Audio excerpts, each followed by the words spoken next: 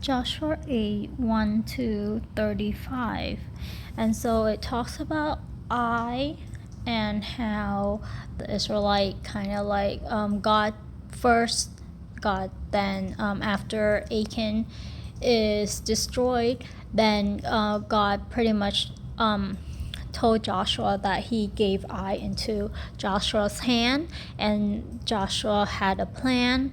And so they were going to fake running away, and then there's going to be another group is going to go in, overtake the city, and burn the city. And then when they saw the city smoke, then they so the men, it's interesting that all the men of Ai went after this the first army of Joshua, and so they left their city kind of exposed.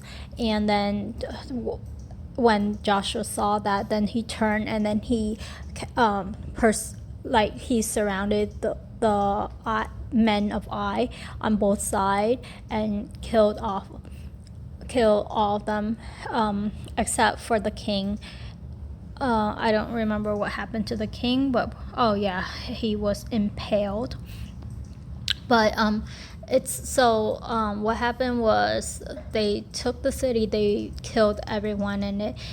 They only plundered, like they left the livestock and plundered the livestock. But then afterward, it said that the city, it was burned to burn Ai and made it a permanent heap of ruins, a desolate place to this day. And the body of the king was impaled on a pole and left it until evening.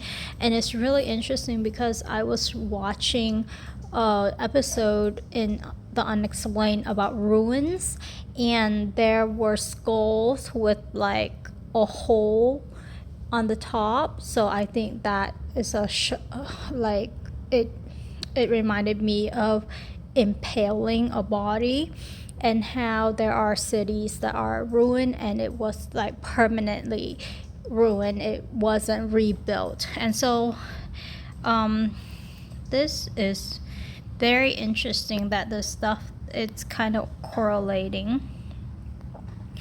And then after that, Mount Ebal, the Joshua pronounced the so right here, half of the people stood in front of Mount Gerizim, the Mount of Blessing, I believe, and half of them stood in the front of Mount Ebal and the Mount of Curse. And so Joshua wrote on stones a copy of the law of Moses. I don't know who is writing about this, because they wrote about what Moses did, and they wrote about what Joshua did. So but then afterward, then Joshua read all the words of the law, the blessing and the curses, just as it is written in the book of the law.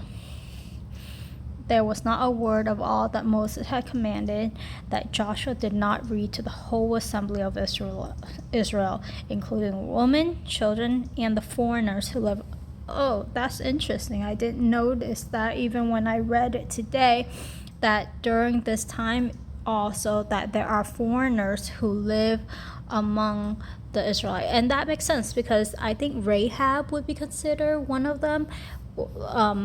They left her and her family alive, so, and her city, the city that she grew up in, well, I'm assuming that she grew up in Jericho, is pretty much desolate. So I would think that she then kind of like went along with the Israelite, but I'm not sure. Well, it makes sense for her to do that, because I think Rahab, Jesus was from the line of Rahab, or Rahab is one of the ancestor of the line, either Mary or Joseph, one of those.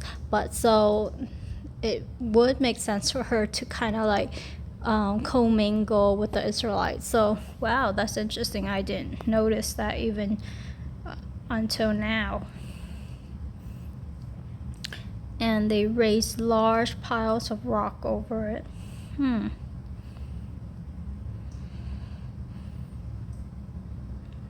that is really interesting.